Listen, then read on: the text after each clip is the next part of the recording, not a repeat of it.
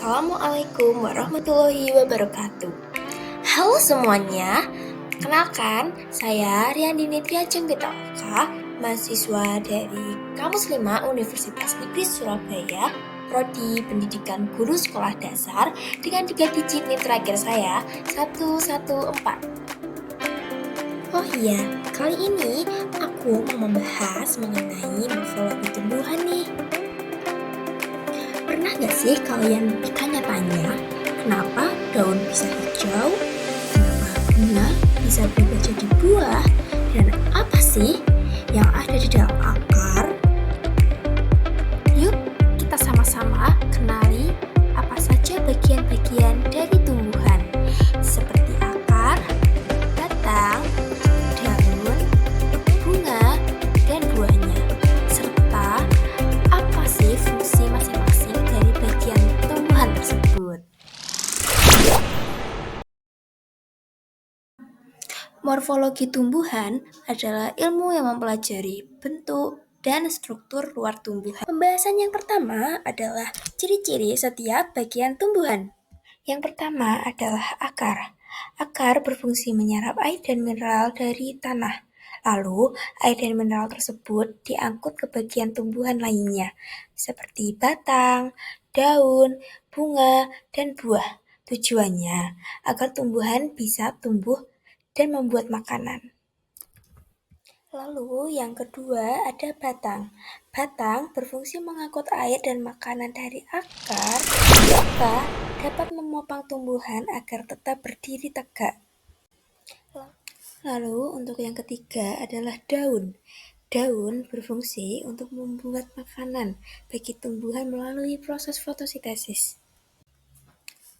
Yang keempat adalah bunga. Bunga berfungsi sebagai alat perkembangbiakan tumbuhan untuk menghasilkan buah dan biji. Yang selanjutnya adalah buah. Buah berfungsi melindungi biji, membantu penyebaran biji, dan menyimpan cadangan makanan, baik untuk dikonsumsi tumbuhan itu sendiri maupun hewan dan manusia. Nah, apakah teman-teman sudah paham mengenai fungsi bagian-bagian dari tumbuhan? Oke, selanjutnya aku akan menjelaskan ciri dan klasifikasi setiap bagian-bagian tanaman. Yuk, ikutin.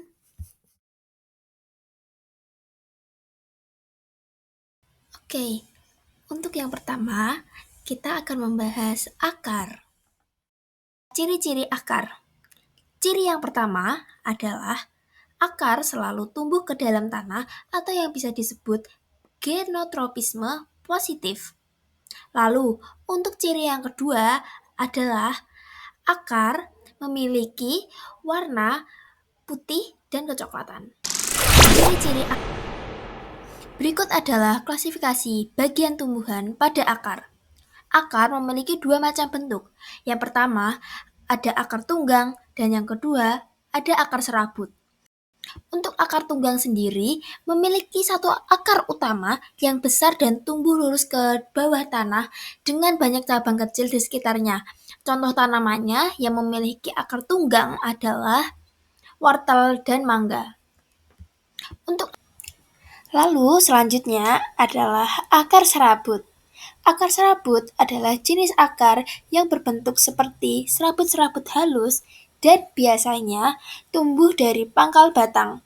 Akar ini tidak memiliki akar tunggang utama, melainkan terdiri dari banyak akar yang tumbuh menyebar dan ukurannya relatif sama besar. Contoh tanamannya adalah padi dan jagung. Lalu untuk yang berikutnya, kita masuk ke dalam ciri serta klasifikasi bagian tumbuhan pada batang. Baik, yang pertama adalah ciri-ciri bagian tumbuhan batang. Batang memiliki beberapa ciri. Yang pertama yaitu batang bisa berupa batang berkayu atau keras dan batang basah atau lunak. Lalu ciri yang kedua adalah dan bisa menghubungkan akar dengan daun. Nah, kita masuk ke dalam klasifikasi batang. Batang sendiri juga dibedakan menjadi dua loh, yaitu ada batang berkayu atau keras dan ada batang basah atau lunak. Nah, batang kayu sendiri adalah batang yang keras, kuat, dan kaku karena mengandung banyak jaringan kayu atau silem yang tebal. Nah, batang jenis ini tuh biasanya bisa tumbuh membesar dan menopang tumbuhan yang besar juga seperti pohon mangga, jati, dan kelapa. Umumnya, batang yang keras ini ditemukan pada tumbuhan dikotil atau berbiji dua. Jenis batang yang kedua yaitu batang basah. Batang basah atau lunak adalah batang tumbuhan yang tidak berkayu. Batangnya itu lembek, lentur, berair, dan biasanya berwarna hijau. Batang ini mudah ditekuk dan tidak bisa tumbuh besar seperti batang pohon. Jadi contohnya itu seperti tanaman atau tumbuhan bayam, kangkung, dan cabai. Untuk ciri-ciri dan klasifikasi setiap bagian tumbuhan yang akan saya bahas selanjutnya, yaitu daun.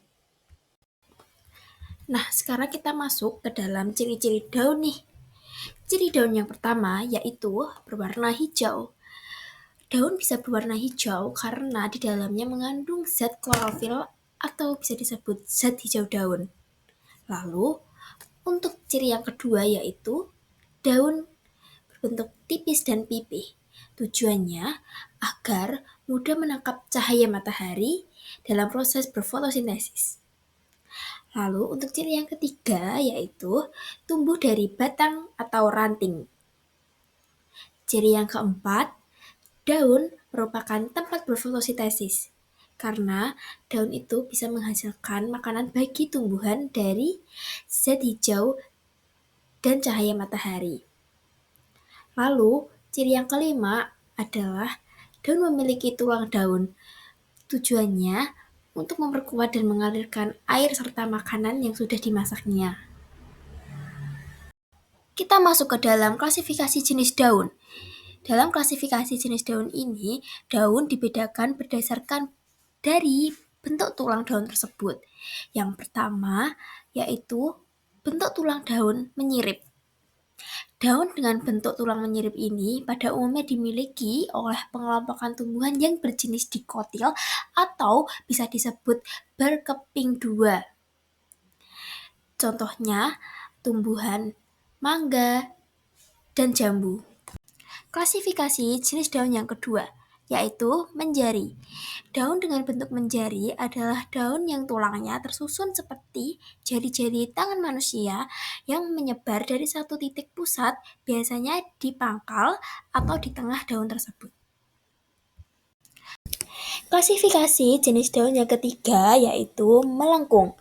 Daun melengkung adalah daun yang tulang-tulangnya melengkung dari tulang utama ke arah tepi daun, tetapi tidak lurus atau sejajar. Lengkungannya terlihat seperti garis-garis halus yang mengikuti bentuk pinggiran daun tersebut. Biasanya atau pada umumnya, daun melengkung ini dimiliki oleh tumbuhan monokotil atau bisa disebut berkeping satu. Contohnya yaitu sirih. Klasifikasi jenis daun yang keempat yaitu sejajar. Daun sejajar adalah daun yang memiliki tulang daun yang tersusun sejajar dari pangkal hingga ke ujung daun, tanpa bercabang, menyirip, atau menjari. Umumnya, daun sejajar ini dimiliki oleh tumbuhan monokotil atau satu, seperti padi dan jagung. Setelah pembuahan berlangsung. Selanjutnya yaitu kelopak bunga. Kelopak bunga berfungsi sebagai melindungi bunga saat kuncup. Lalu yang selanjutnya yaitu dasar bunga. Dasar bunga berfungsi sebagai tempat semua bagian bunga untuk menempel. Lalu yang selanjutnya adalah tangkai bunga. Tangkai bunga di sini berfungsi sebagai suatu penghubung bunga ke batang. Baik yang Baik, yang selanjutnya kita sudah masuk ke dalam pembahasan yang terakhir, yaitu adalah buah dan biji. Yang pertama-tama, kita akan membahas pengertian dari buah. Buah adalah bagian tumbuhan yang terbentuk dari bakal buah setelah terjadinya pembuahan di bunga. Buah sendiri berfungsi untuk melindungi biji yang ada di dalamnya. Pembahasan selanjutnya adalah biji. Biji terbentuk dari bakal biji itu sendiri. Biji adalah bagian terpenting karena di dalamnya terdapat calon tumbuhan baru yang akan tumbuh dan berkembang nantinya. Oke, pembahasan tadi sudah selesai ya. Bagaimana teman-teman? Apakah kalian sudah paham? Semoga ilmunya bermanfaat ya. Wassalamualaikum warahmatullahi wabarakatuh. Bye-bye. Oke, pembahasan tadi sudah selesai ya. Bagaimana teman-teman? Apakah kalian sudah paham? Semoga ilmunya bermanfaat ya. Wassalamualaikum warahmatullahi wabarakatuh. Bye-bye.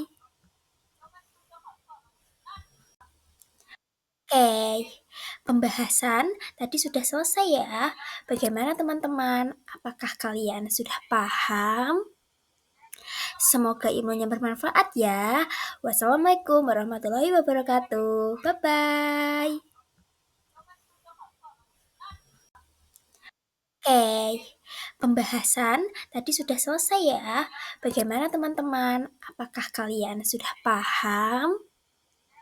Semoga ilmunya bermanfaat ya.